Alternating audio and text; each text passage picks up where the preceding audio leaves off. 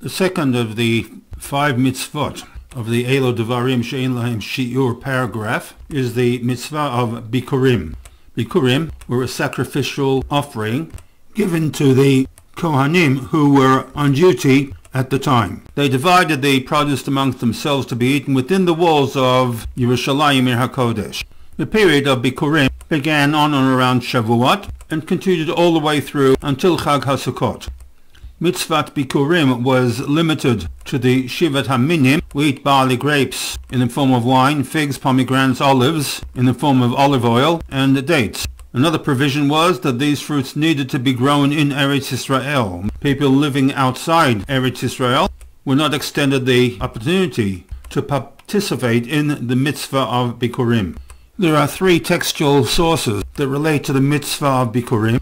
The first is Shmot 23, Pasuk Tezayin. The second in a series of Pasukim dealing with the Shalosh Regalim, that Chag HaKatzir Bikuri Ma'asecha, the festival of the harvesting, when you are to offer the first fruits of your labor, Asher Tizra Basadeh, that you have planted in the field. So that we link Mitzvat Bikkurim first of all to Chag HaShavuot. Shmot 23:19, a few pasukim further, states that Reishit Bikuri Admatacha, the first fruits of your earth, you should Tavi Beit Hashem Elokecha, must be brought to the Beit Hashem. And since Mitzvat Bikkurim did not become applicable until crossing of the Jordan into Eretz Israel, then this Beit Hashem would refer to Yerushalayim. Pasuk Yutet links 2 commandments. The first is the mitzvah of Bikkurim, and then Yutet goes on to state Lo tevashel gedi b'chalav v'imoi, the prohibition against mixing through cooking of meat and milk product, one of 3 instances of the Lo tevashel gedi pasuk.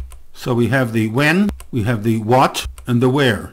In Devarim Chaf Vav Pasuk Bet, you have a process. L'kachta mireshit kol pri ha'adama. You are to take these Bikkurim, place them into a basket, and transport them to a location that sometime in the future Hashem will choose, l'shakein shmo sham, to have his name dwell there. This is then followed by the now famous affirmation of Arami Oved Avi, which has been incorporated into the Seder Shel Haggadah.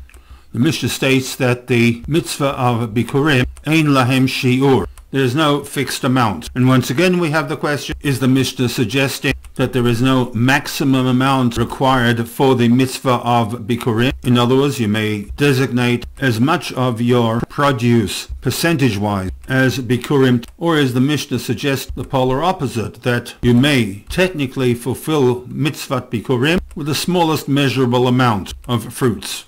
A single pomegranate, for example.